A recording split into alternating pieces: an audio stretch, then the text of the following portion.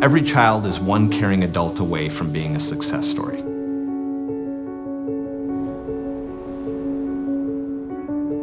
After we decided to adopt, that was the thing that really lit the fire for me. Giving him his first bottle, and this was my son.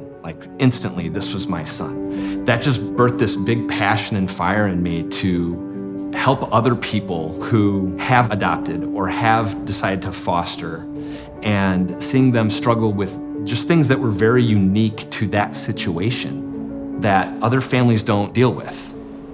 Waiting for this second child of ours, I think God really used that time to steer our hearts towards foster care, and knowing that there were children who really needed families, and that we didn't need to get a baby or an infant for our family. We need to give our family to a child who needs a family. We knew a lot of foster families. We knew a lot of adopted families. We knew that there was this overwhelming need for support, and that's what I heard from people around the country as well.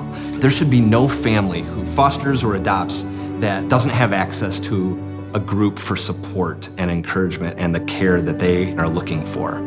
And so these need to be happening everywhere. So here's how the family gatherings work.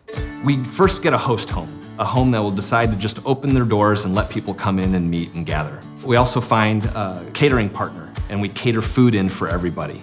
We've got somebody who leads the group at that home, and then we recruit volunteers to show up to run a children's program as well, so that they can just bring their kids and they show up and we've got everything taken care of.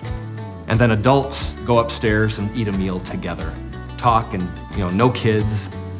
Then all the adults move into a living room, and we have kind of a small group time where we discuss issues that are very relevant to families who foster and adopt, and give them parenting skills that they can begin to take home and utilize and implement into their parenting to help them bring about change and healing and hope and trust in their children.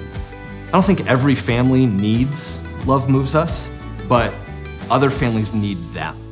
Those families that are in a good place with their children, good place emotionally, maybe their kids have grown up, they've adopted them and they've grown up and they're out of the house. These other families that are in the midst of some difficulties right now, some trials, they need those families to depend on, to lean on for wisdom, for insight, for compassion, for understanding. Transforming children's lives isn't just up to one family, but it's up to all of us. One family may step out and choose to foster or adopt, but they need the support of other people around them.